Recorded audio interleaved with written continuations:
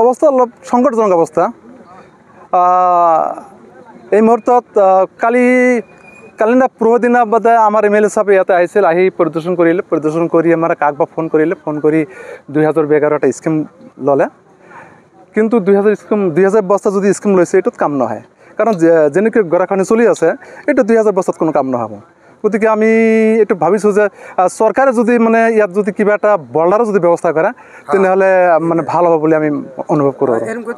নহ'লে আমাৰ এইটো যিটো ইয়াৰ পৰা কিমান আছে আপোনাৰ 20 মিটাৰ দূৰত আপোনাৰ ৰিংবান আমাৰ বানকাম ৰোডটো আছে।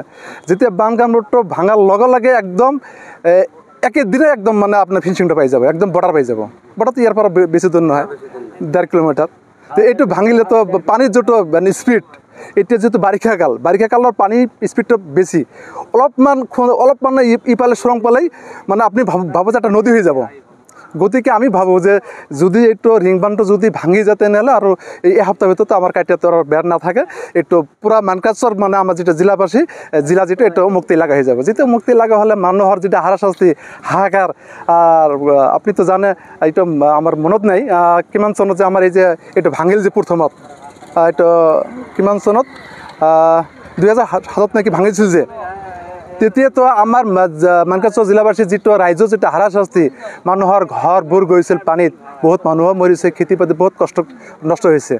গতিকে আমি ভাবোঁ যদি চৰকাৰক আহ্বান জনাওঁ, চৰকাৰে যাতে অনতিপলমে এই আমাৰ এইটো কিবা বল্ডাৰৰ এটা কিবা এটা বিহুত বস্তু কৰিলে বোধহয় ভাল হ'ব। এইটোৰ সমস্যাটো মোটামুটি আজিৰ পৰা মানে 20 বছৰৰ পৰা সমস্যা চলি আছে। মানে আমাৰ এই নদীটো আছিল 4 কিলোমিটাৰ দূৰত, ইয়াৰ পৰা 4 কিলোমিটাৰ দূৰত যেতিয়া ৰোডটো হৈছে যে নদীৰ পৰা 4 কিলোমিটাৰ দূৰত ৰোডটো বনাব লাগে, আৰু এনেকৈ ভাঙি আহি বহুত চেংচন হৈছিল। তো